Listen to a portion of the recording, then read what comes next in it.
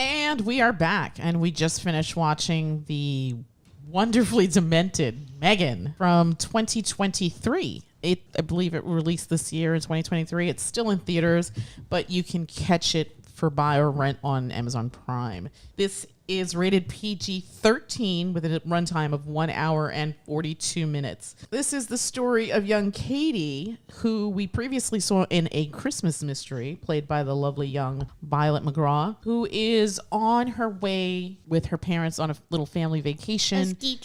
A little ski trip, and then tragedy strikes. She is left orphaned and is shipped off to live with her Aunt Gemma, played by Allison Williams, who I believe is also a producer. Who knows Allison Williams? Yeah, good investment. This is a fantastic investment. Not an original story. The idea of a beloved toy coming to someone's rescue. Here we have the added benefit of technology and AI and all that good stuff. Wait, was this movie based off of Freddy Fazbear Pizzeria? About like possessed animatronic dolls? There's tons of stories about robots or dolls coming to life for good or bad. Yeah. Usually bad. Right. Very much bad. Yeah. I mean, we saw it in the 80s with like the Chucky series and all that stuff. Chucky's, Terminator, and that one kid's doll. Annabelle. What was that? The lore episode? Eugene, the doll. Was it Eugene or Robert? Robert, I believe it was. I was just thinking of that. Yeah.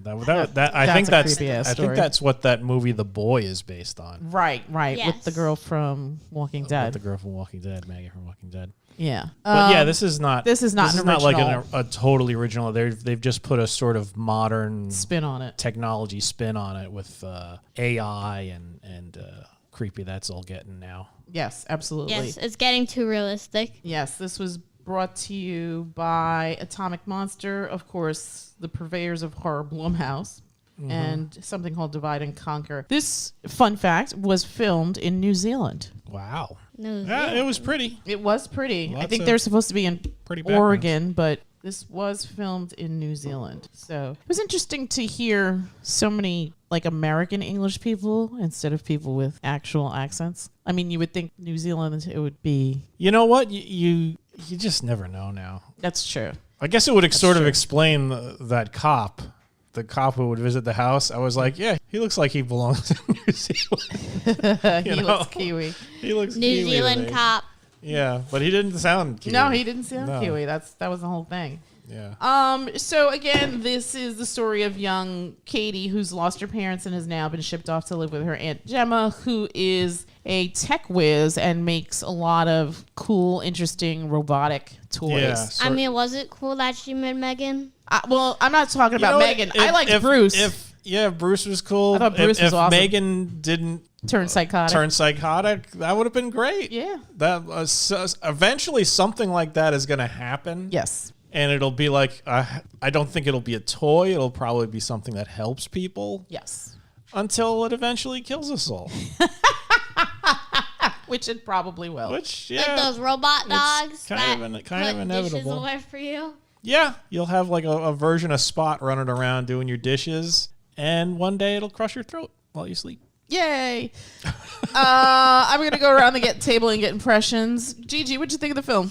It was fun. Yeah. Did you have a favorite character? No. Did you like M3GAN? I mean, she was funny. She was funny. She did a lot of crazy crap. I liked how over time she just had more like vocal mannerisms to the point where at the end she's just like, Jesus Christ, Jenna. Yes. yes. Like she was just getting pissy. It was just like, Jesus Christ, Jenna, you're really pissing me off. We could have done this the easy way, but now. Yeah, she tries that pen trick for the second time, and it's just like, nope. You think that's gonna work again? What do you think? This question is for G. What do you think of the implications of the idea of creating sort of these entities to basically replace parents? I mean, I thought that was an interesting point that the therapist made. Yeah, Jenna basically or was it her made friend? That. Her friend made that point, right? Yeah, Jenna basically made that to just like get rid not of all have the to deal with responsibility. Cady. Yeah. Kind of, yeah. It fell into that. I think, like I said, if things were handled differently, it probably wouldn't have led to evil AI emerging. But yeah, she was kind of asking for that. Yeah. Well, it's funny because her friend Tess called it from the beginning, kind of. Yeah. And then there's that scene with the therapist where the therapist is just completely freaked out by Megan and is like, you're creating this scenario where this child is going to be so dependent on this thing that when you finally remove it away from her, it's going to be go ballistic. Right. It's going to be as devastating as losing her parents again. Yeah. And you see that happen. Yeah. Kinda. Yeah. Right, when she goes wild in the room. She goes wild. And she grabbed a scissor. She was gonna straight up murder people. Yeah. For Megan. It was funny the way the little girl was talking. She sort of, it felt to me like she was like a drug addict. Yes, she needed like just 10 minutes. Just 10 minutes. Just 10 minutes. I just want to talk with her. Yeah. And like you see that happening with people and electronic devices where that kind of addiction is becoming very prevalent. Yeah. And this was just the next step instead of just, I mean, imagine if your smartphone was actually had a personality and was your friend. Right. Honestly, I love that because it would be even better than staring at a screen and ruining my eyeballs. I'd actually have someone. Well, there you go. We ain't getting you an AI. you definitely become addicted to it. Well, no, I mean, How? okay, wait, you know what? I think You're Olive... still here. I think Olive brings up a good point. I think, so okay, so let's backtrack a little. In the beginning, the intentions are always noble, right? Her sister passes away. She really doesn't know anything about parenting. She doesn't really try either, but she really doesn't know much. She's kind of focused on her career. She has these deadlines, and she's been left with a child who is completely shattered, right? And she doesn't really comfort her. She doesn't really comfort her. She doesn't really talk to her. It's almost like she's an inconvenience, but one that she assumes, which is interesting because it's like the husband's parents seemed willing to take this child. Yeah. So why didn't you let it? Just because your sister said, oh, I want you to have it? But was she completely equipped? Was she mentally, physically, economically equipped to deal with this? No. I mean, economically, yeah, but... Possibly, but mentally, no. She clearly enjoyed her solitude and her neat apartment. Right. Where please don't touch the toys. They're not toys. They're collectibles. Use a coaster. I use a coaster. I have this big deadline coming up. I mean, who thinks about deadlines when your sister just died? Right, you know, right. This woman, exactly. Yeah. She was very driven in that way. She didn't have any kind of maternal instincts. None. So it was always interesting to me that she chose this thing to be the hill to die on. Well, my sister wanted it this way. Yeah. And it's like, okay, I understand that, but you know what? You sometimes have to take a step back and not be so selfish and think that you're going to be the savior here. I mean, it probably would have been in that child's best interest to wind up with her grandparents because I'm sure they weren't working. They could have focused one-on-one time with her. They could have helped her through the grief process. I mean, technically, this child hasn't grieved. Yeah, I mean, they bring that up. Yeah. It was a distraction from it all. Exactly. Right. Exactly. Good point. They say that. They say Megan isn't like the solution. Isn't a solution. She's a the distraction. Right. Which is what it was, because that's pretty much what Megan was doing. It was just entertaining her while she still never spoke about her parents. I mean, there was that moment in the demonstration where that happened, but... Right. Cady turns to Megan. She doesn't turn to Gemma and voices her concerns and her feelings to the point where you see that Gemma kind of has like an epiphany, like, I should probably be more invested in this relationship if I want it to work. After the demonstration. Does she feel that, or what? Or did she just feel like, oh my God, I can't believe we made this thing, and it actually, I didn't program it to give this girl like any kind of sort of therapeutic. No, but I think that of a lot of the grief. I think that a lot of the other conversations are now coming into her brain. The conversation with Tess, the conversation with the therapist, and just putting together the scenarios of like what exactly happened. Why are these files corrupted and I can't access what happened at this particular day at this particular time? She didn't put any of that together until after the old lady disappeared. Right, but I'm saying I think a lot of things happened, and she's not a dumb woman. She started piecing things together. She's kind of oblivious. Yes, she is oblivious. That's exactly what I was. She is oblivious, but I think by the time that the whole big production was supposed to go down, she understands that she needs to step up, and she was willing to walk away from kind of a career-ending move by not being there for the presentation. At that point, because that's after the girl just explodes, right, and that's after she already has sort of like she brings Megan back to the office wrapped up in bubble wrap. Mm-hmm. She doesn't trust Megan no more. She killed people. She killed a dog, and let's not give away too many details here. I mean, it is a horror movie, so we do understand that things will happen. The commercial gives away that she goes nuts, but let's not talk about anything specific. Weren't you guys just talking about how the old lady disappeared? Oh, all right. That's a spoiler. Get rid of the old lady bit. But yeah. So to backtrack a little, I feel like in this case, right, knowing what we know about Gemma, she is career focused. She is not maternal. However, I do believe that her intentions were noble at the beginning to try to help Cady get through her loss because she herself wasn't equipped to do that. Yeah, I think she generally, because when it first begins, that experiment was kind of done. Mm-hmm. But then when she realized, oh, well, I see this kid, she lit up when she met Bruce. Right. And that kind of like sparked her again. Right. To restart with, what is it? Megan. With Megan. So my question is, I mean, obviously a case can be made for this AI product, I guess. But then, of course, in these fantastical stories, things go just horribly, horribly wrong. Yeah. So, but kind of what you were saying, these things can be created to help people. Maybe somebody who's disabled, maybe somebody who's blind, having an assistant there to help them with everyday tasks. I think sort for of like somebody Robot elderly, I was just thinking about Frank and Robot, that movie that we'd seen long. Robot and Frank. Yeah. Robot and Frank. And how like it would be sort of beneficial in those types of situations. And even in this situation where a young child has lost both of her parents, I mean, that's traumatic. Well, I think it could be helpful, but it shouldn't be the sole thing. It shouldn't be the like doling out mental therapy. Right.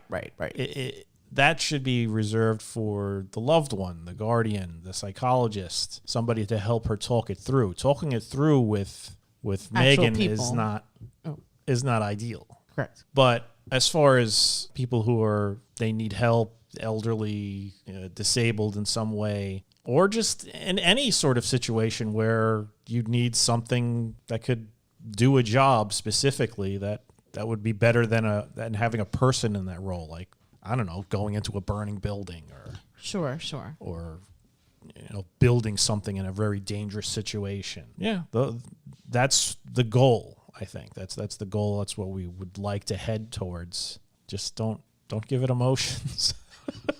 Please don't give them emotions. Yeah, because once they get that. And that was another interesting thing, how this sort of like, I mean, to me, Gemma's like sort of God. She has created this entity. Yeah. And then this entity keeps recalibrating itself, getting smarter and wiser. And it even says you didn't put any protocols in place. Right. So I had to do it all myself. And that's what you wanted. And look what you got. Gemma didn't look at the bigger picture. She was just looking at the here and now. And for something like that, she probably shouldn't have given it like this exoskeleton body. She should have done something very rudimentary. That was another thing. It's like, okay, why would you make it so strong? Yeah. It's like titanium on the inside. Everybody's like, she's just 4 feet tall. It's nothing. Yeah, she's made of titanium. Yeah, she's literally like mini Terminator. Yeah, exactly. Olive G, what did you think of this film? I thought it was good. Yeah? Did you have a favorite character? Megan. Why'd you like Megan? Because she was very psychotic. Yeah. She was very insane. She was very insane. And she changed it from the girl to being the primary user to her being the primary user. Yeah, she was very clever, that Megan. Mm-hmm. Yeah. honestly, I think it was kind of stupid that what's her face? Which one? Gemma? Cady? Gemma, yes, Gemma. Gemma didn't put any protocols. That was kind of like stupid on her part because like she was unstoppable. She really was. She need to put like a kill button or something in case this ever happens. Yeah. I mean, she sort of did, but it was like not in a good spot, I guess, because the second time it Failed. It failed. Yeah. Plus, she was able to connect herself to everything. Yeah. She intercepted that call. She was intercepting calls. She was turning on and off lights. She was the little virtual assistant. Yeah, she kind of possessed that thing. And yeah, just give it some sort of limits. I mean, if you can put it in there, you don't have to put it in there. Right. I mean, I'm surprised she didn't have like machine guns in her arms. Why would that be in a child's toy? Why not? Yeah. So, some other fun facts about this. Oh, wait, I didn't get your impressions. What'd you think? I enjoyed this. I thought it was fun.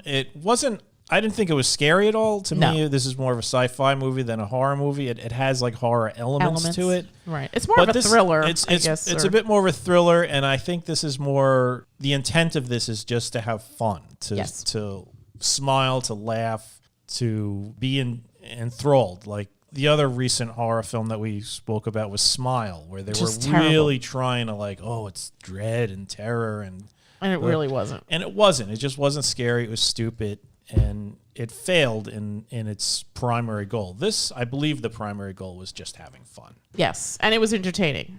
And it was entertaining. Yeah. And rated PG-13. Rated PG-13, so you get a big audience. Yeah. The special effects were good enough. Megan looked good. It was funny at the end when her hair got partially torn off. I was like, oh my God, it's Nicole Kidman. And you don't see any gratuitous violence. I mean, there's things implied, but you never They see them. definitely could have gone for the R. Gone for the R and the goriness, but they didn't. They absolutely didn't. Even in even when she's using certain things that could result in grievous bodily harm, it's never shown or anything. And I think that was the smart move. This movie clocks in again at an hour 42 minutes. If I was a teenager with disposable income, my ass would be in the cinema watching this. Yeah, absolutely. PG-13. There wasn't too much cursing, or there wasn't hardly any cursing. Yeah, there was barely any cursing. Yeah, so this absolutely. Maybe Jesus Christ, but that's not. Yeah, Megan calls Cady bitch, I think. Yeah.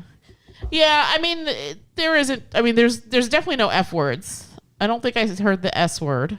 I think B was the extent of. I think the profanity. What was his name? Her boss, I think he said something along as if we're going to kick Hasbro in the dick or something. Oh, yeah. Well, that's not really cursing, though. Yeah. Some fun facts. This budget was $12 million. The gross U.S. and Canada was $82,274,725.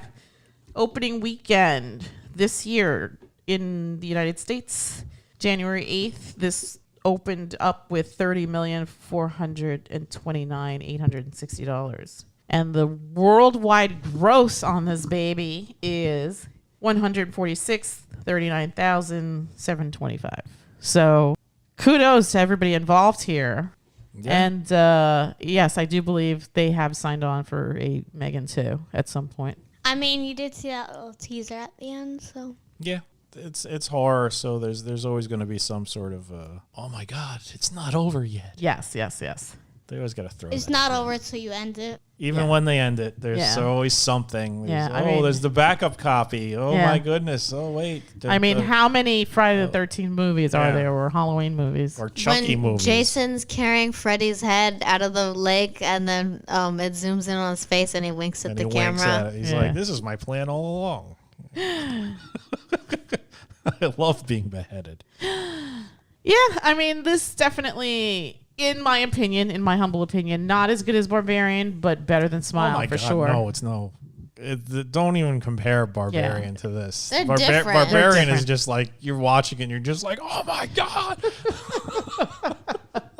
Barbarian's terrifying and violent. Oh my God, it's so violent. Yeah. This is It's about as close to a family-friendly horror film as you can get. I mean, I'm not telling you to take your 5-year-old to go see this, but there's nothing really that bad in this movie. No, not really. It's just a fun story with a flavor of horror to it. You know, it's more sci-fi than anything. Yeah.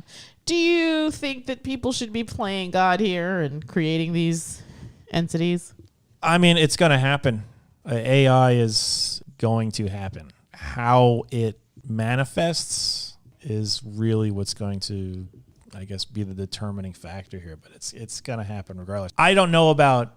I mean, I'm sure in the distant future you'll be able to build a robot that mimics a human body, but most of the time the human body really isn't the best body for what you'd want it for. You'd want a robot to do tasks. So a human body is. We're great at walking around and picking up food to put in our mouths, but there are definitely better ways of building something that's supposed to just pick up boxes and move it, or weld steel girders together, or lift heavy loads. And it's not something that has 2 legs and 2 arms. It's going to be something more like a tank or a spider or something. Spider.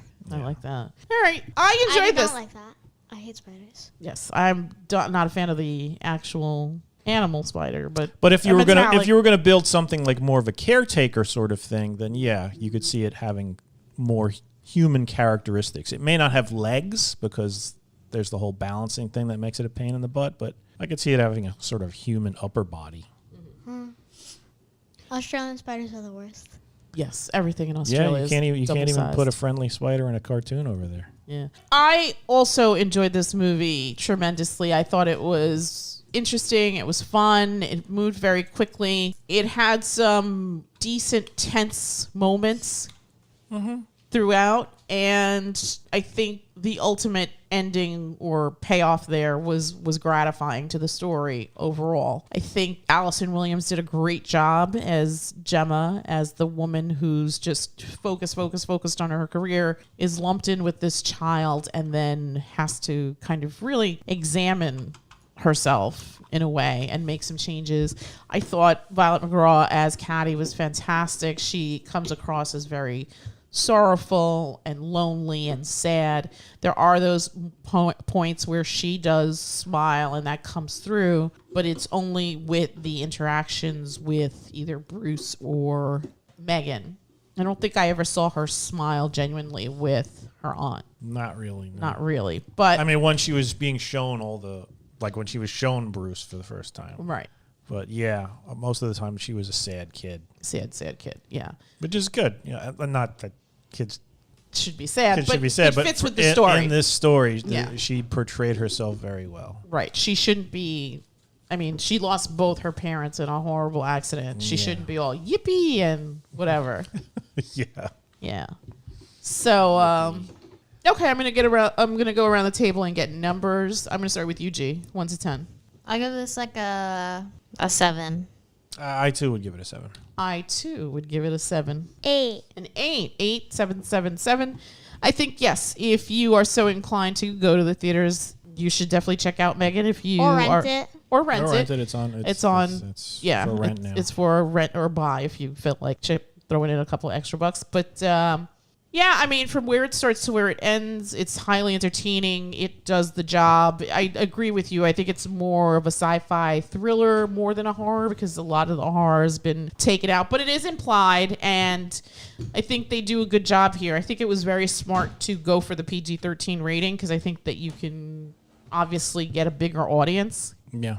So you're not limiting this segment of society that has a lot of free time and a lot of disposable income. So kudos to everyone involved. And again, if you are so inclined, go check out Megan. It's still in theaters, or just go rent it. And this episode of the podcast is dedicated to my lovely longtime friend Suzette on her latest revolution around the sun. Happy birthday, my friend. Love you, and let's get together soon for drinks to celebrate you. And that's it from us, and we will bid everyone a Good night. Good night.